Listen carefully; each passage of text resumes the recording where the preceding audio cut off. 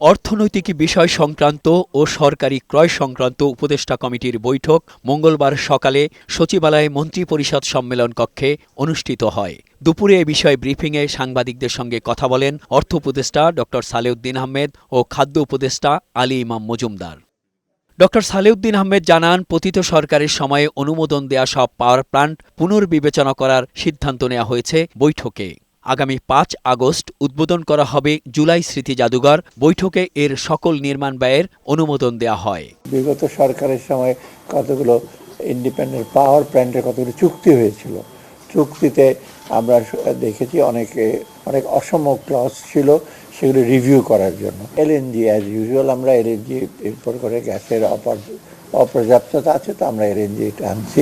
বৈঠক শেষে ব্রিফিংয়ে খাদ্য উপদেষ্টা আলী ইমাম মজুমদার জানান, বাজার স্থিতিশীল রাখতে নিম্ন আয়ের ৫৫ লাখ পরিবারকে চাল দেওয়ার সিদ্ধান্ত নিয়েছে সরকার। আগামী ৬ মাস কম মূল্যে এই চাল দেয়া হবে বলেও জানান তিনি। প্রতিটা পরিবার ৩০ কেজি করে, গতবার ৫০ লাখ পরিবার পেতেন, মাননীয় অর্থ উপদেষ্টা এটাকে এবার ৫৫ লাখ করে দিয়েছেন।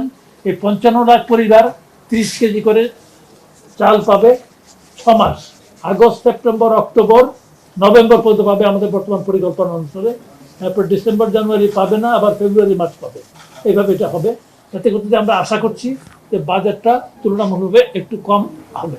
চলতি বোরো সংগ্রহ মৌসুমে লক্ষ্যমাত্রার অতিরিক্ত ২৬,৯৪২ মেট্রিক টন বোরো ধান সংগ্রহের অনুমোদন দেয়া হয় বৈঠকে। মেহেদী আজাদ মাসুম, বৈশাখী সংবাদ, ঢাকা।